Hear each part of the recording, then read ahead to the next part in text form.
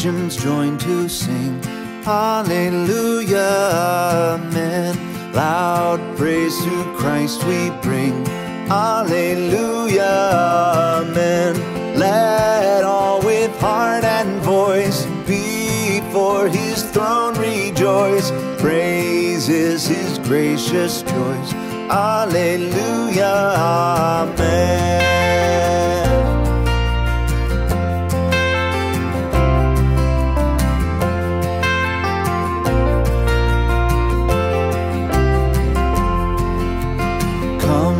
Lift your hearts on high, Hallelujah, amen. Let praises fill the sky, Hallelujah, amen.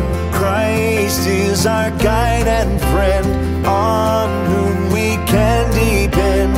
His love shall never end, Hallelujah, amen.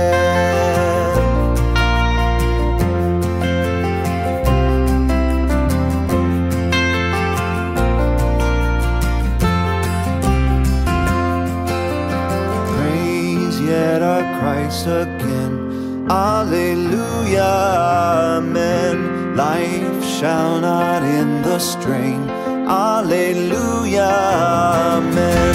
On heaven's blissful shore, His goodness we'll adore, singing forevermore, Hallelujah, amen.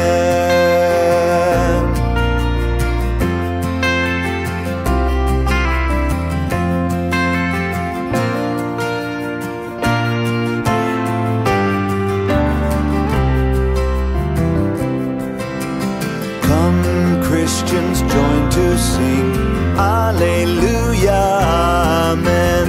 Loud praise to Christ we bring, Hallelujah, amen. Let all with heart and voice before His throne rejoice. Praise is His gracious choice, Hallelujah, amen. Hallelujah, amen. Hallelujah, amen.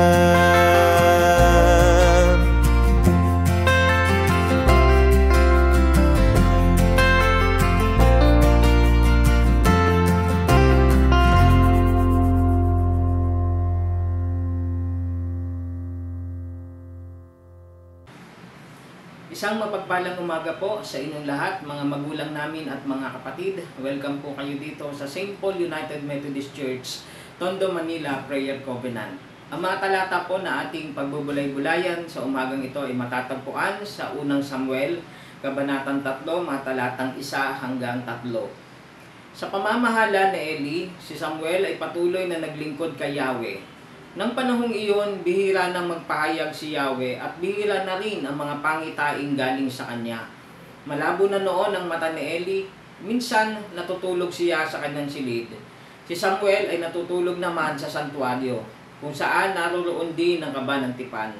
Bago magmadaling araw at may sindi pa ang ilawan sa santuaryo, dagdag na po natin talatang 3 o 4, siya'y tinawag ni Yahweh, Samuel, Samuel. Narito po ako, sagot niya. Ang mga talata po na ating nabasa ay pasimula po ng paglilingkod na kung saan na itinalaga o ibinigay si Samuel ng kanyang ina na si Hannah sa pamamahala po ng high priest o saserdote na si Eli. At siya po ay naglilingkod o nung panahon po na iyon ay wala pa pong templo kundi sanctuaryo o tent na kung saan ay itinayo bilang simbolo ng kanilang templo. Pero iyon po ay tinatawag na sanctuaryo o kubol na nakatayo po doon sa lugar na yon na kung saan ay naglilingkod po si Samuel sa pamamahala ni Eli.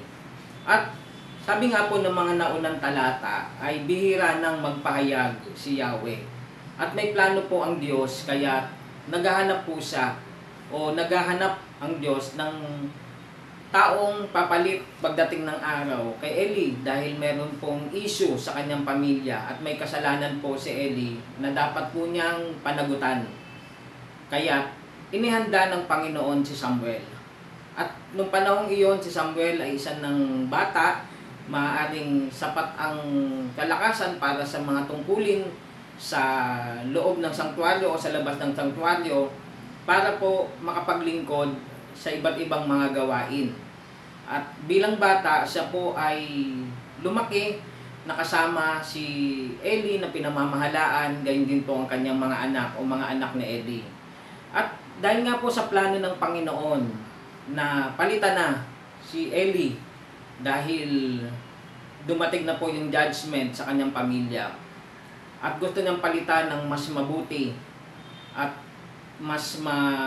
may takot sa Panginoon ang gustong ipalit ng Diyos. At ito nga po ay si Samuel. Although tayo lang po nakakaalam through this story sa plano ng Diyos. Pansinin po natin kung saan po natutulog si Samuel. Sabi rito, si Samuel ay natutulog naman sa santuaryo kung saan naroon din ang Kaba ng Tipan.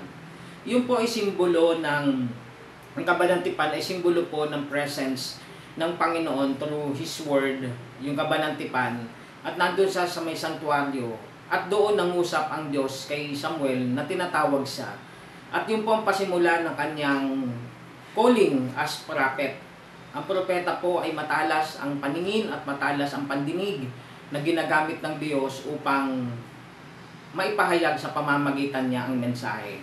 Ang Panginoon po ay walang pinipili o may pinipili man pero mapabata, mapamatanda ay pwede nang gamitin para magpahayag ng mensahe mula sa Kanya.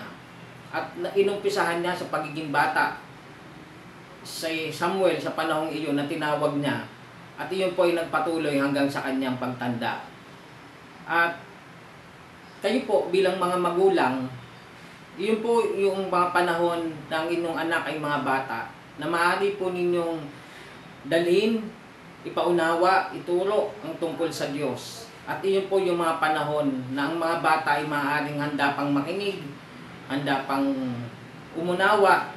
At yun ang mga panahon na namumulat ang kanilang kaisipan sa katotohanan, lalong-lalo na kung katotohanan tungkol sa Diyos. Kaya sa pamamagitan po ni Propeta Samuel, doon siya unti-unting hinubog ng Diyos at siya nga po ay naging propeta ng Israel. Sabi nga sa talata, mula Dan hanggang Beersheba, sa bahagi po ng kabanatang ito, kinilala po siya bilang propeta ni Yahweh na nagkakatotoo lahat ng kanyang sinasabi. Napakaganda po kung ang ating mga anak nag-uumpisa bilang mga bata na nakikilala ang Panginoon dahil gagamitin sila ng Panginoon para mahayag ang kanyang kalooban sa pamamagitan ng kanyang mga salita. Sa pangalan ng Ama, ng Anak at ng Banal na Espiritu. Amen. Tayo po ay manalangin. Salamat dakilang Diyos sa pagtawag mo sa amin sa iba't ibang kaparaanan ng aming buhay, O Diyos. Sa mga panahon na meron kang ginagamit ng mga tao upang makakilala kami sa inyo, Panginoon. Salamat po, O Diyos, dahil naritiyan ka na patuloy na kumakasangkapan at gumagamit ng tao upang magtugid, upang magpahayag ng mensahe mula sa inyo. Dalangin namin, Ama, na patuloy po kayong lumikha, O Diyos, ng may mga calling sa pagtawag sa inyo, Panginoon, dahil nangangailangan ang mundong ito, Panginoon, ng mga matuwid, makatwirang, mga tagapangarap, Panginoon. Pagpalain mo ang araw na ito, ang mga anak mong ito, O Diyos, sa kanilang paghahanda, sa kanilang mga gawain, trabaho, tungkulin na ginagampanan. Kayo pong mag-ingat, gumabay, magpala sa bawat isa sa maghapon. Pagpalain mo ang bawat sambayan at mga bata, sa bawat pamilya na naabot ng tinig at ng mensahe na ito, o mga bata, Panginoon, na nasa ilalim ng aming pagkalinga sa iba't ibang kaparaanan katulad ng pagtuturo sa kanila, sa Sunday School, sa pagdadala sa kanila sa simbahan. Panginoon, dalangin po namin na mamulat sila unang-una sa pagkakilala sa inyo bilang Panginoon at tagapagligtas na kanilang buhay. Dalangin po namin ang lahat ng ito, O Diyos, sa matamis na pangalan ng inyong anak na si Jesus. Amen.